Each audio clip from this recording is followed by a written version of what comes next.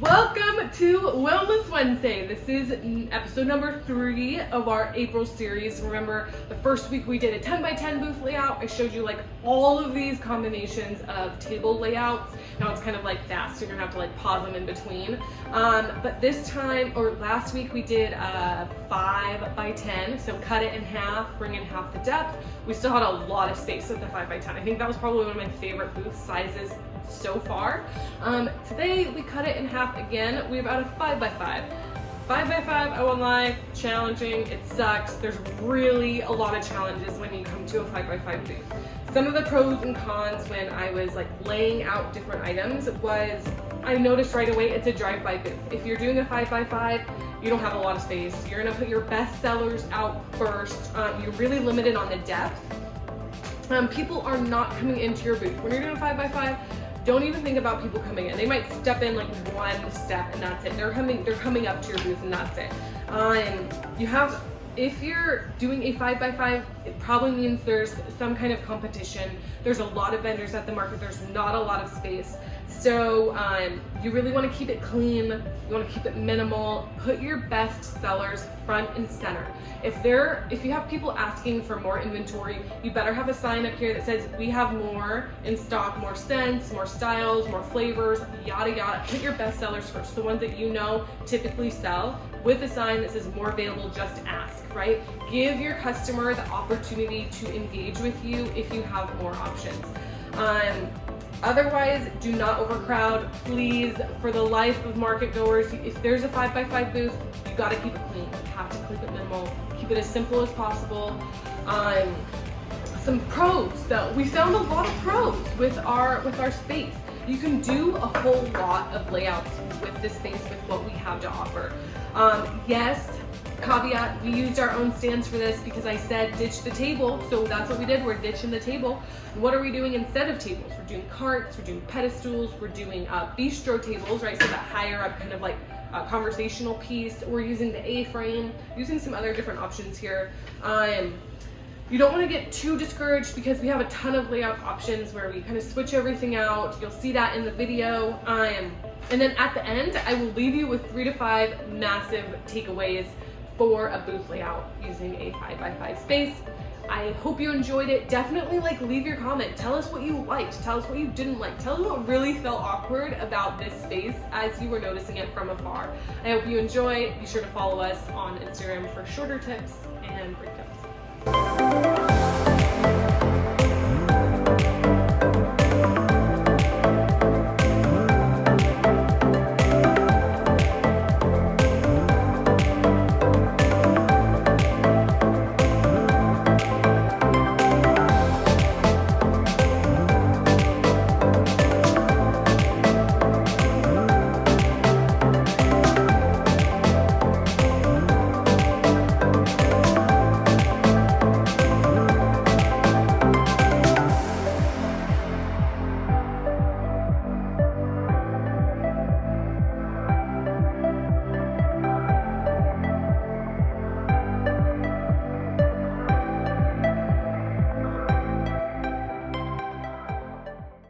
So with the 5 by 5, I found a layout that I like so far. So we kind of already did a few different variations, and I've just been playing with this space, and it feels a little bit awkward because you've got like an unnecessary amount of depth. But if you have a lot of space, or you have a lot of space for like storage and bins back here, the great thing about the pedestals in this layout is you could put a tiered stand here. You could put a tiered stand on one of these pedestals or tables to get some of that height of variation of different items that you have.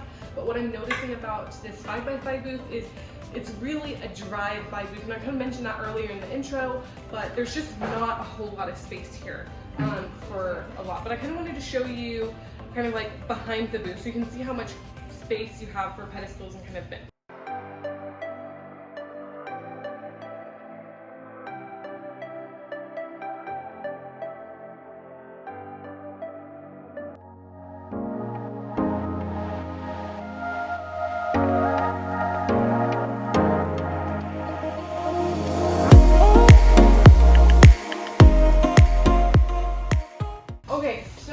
here we have the cart, the RCM, which is really tall, so it's gonna give you that height. You also have the rack where you can breathe and get the height. But if you're like accessories and some clothes, you're gonna see like the big part of the booth. It's very crowded here. I do not recommend this, but if you're looking for that space where you can have just like 1 or 2 girls come in and they're kind of like flipping through some clothes, now you're gonna be hidden again with clothes here. You'll be hidden. But you can kind of see, you can get shoes, you can put bags, you can get actually quite a bit here. This is a perfect little niche pop-up. The cart serves as a great table, but also a lot of storage. If you have storage bins here, you're probably gonna wanna just take these out the shelves and cover this with like the front face that we will have at some point. But this is also a really good solution. I'm feeling kind of good about this, still a little bit 5x5 sucks.